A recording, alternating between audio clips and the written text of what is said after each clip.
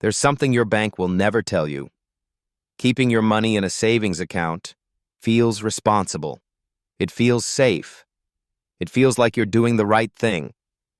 But while your money sits there earning 0.5%, inflation is quietly taking 3% every single year. That's not saving. That's losing in slow motion. And the worst part? Most people don't realize this is happening until years later, when they notice their money buys less than it used to.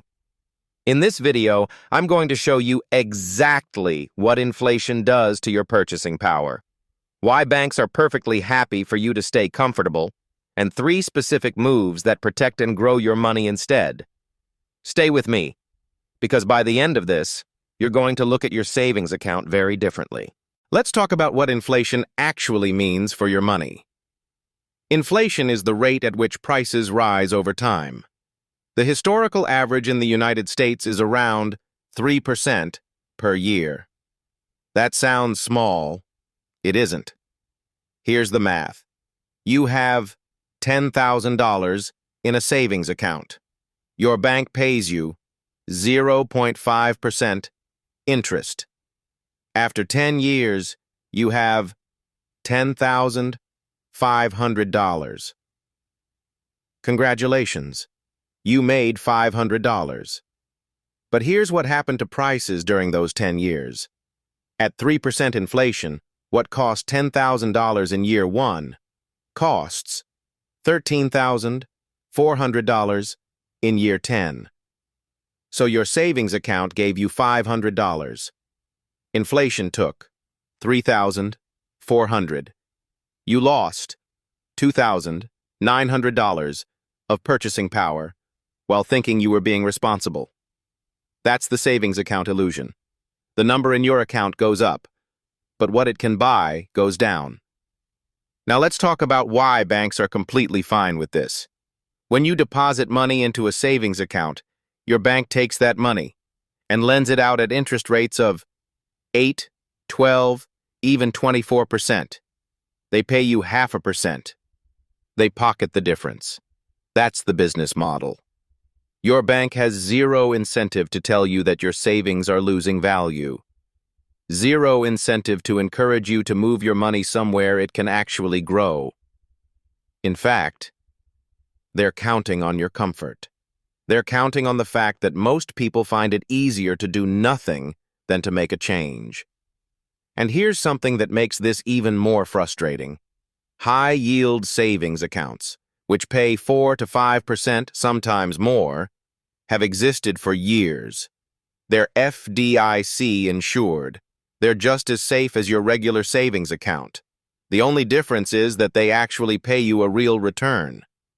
Most people have never moved their money to one, not because they investigated and decided against it, but because nobody ever told them it existed, or because switching accounts felt like a hassle. That comfort, that inertia, is costing the average person $2,000 to $4,000 per decade. Per decade. That's before we even talk about investing. So what do you actually do? 3 moves, in order of priority. Move number 1, open a high-yield savings account and move your emergency fund there. Today, a high-yield savings account, or HYSA, is still a savings account. It's still FDIC insured. You can still withdraw your money anytime. The difference is the interest rate, currently 4 to 5%, compared to the national average of 0.5. On a $10,000 topper emergency fund, that's the difference between earning $50 a year and earning $450 a year. Same money, same safety, 9 times the return. The best options right now include Marcus by Goldman Sachs, SoFi, and Ally Bank. I've linked options in the description. Set it up in 15 minutes. Done. This is not your investment account. Your HYSA is your safety net. 3 to 6 months of expenses, kept liquid, growing at a real rate. That money never goes into the market. Move number 2, start investing in index funds. This is where long-term wealth gets built.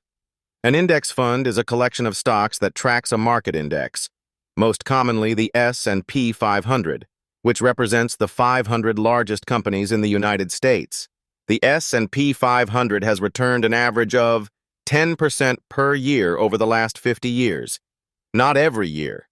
Some years it drops, but over any 15-year period in history, it has always been positive. Always. Here's what that means practically.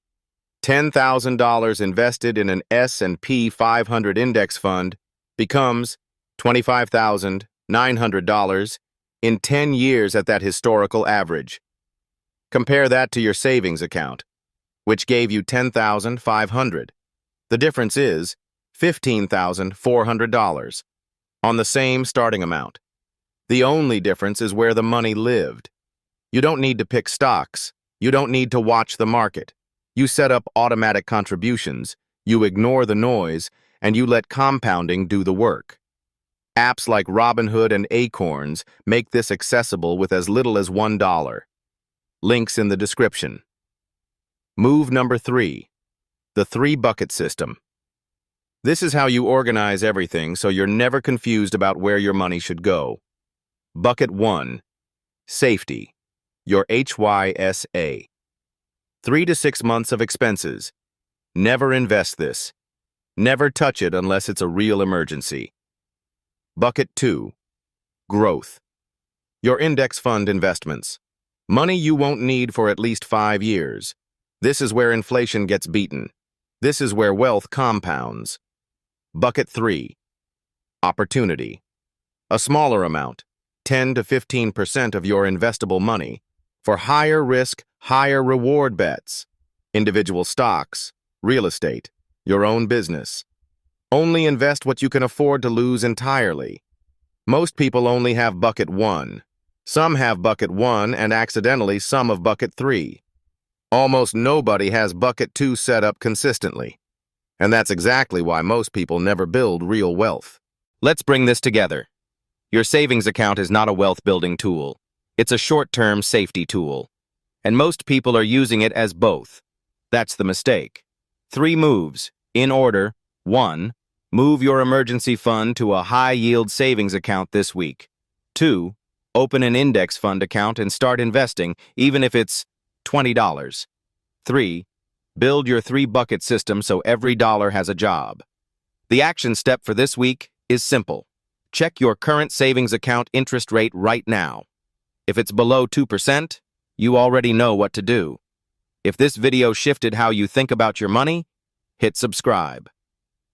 Every Tuesday and Friday on Wealth Shift Theory, I break down exactly how wealth is built and what's quietly working against you. See you in the next one.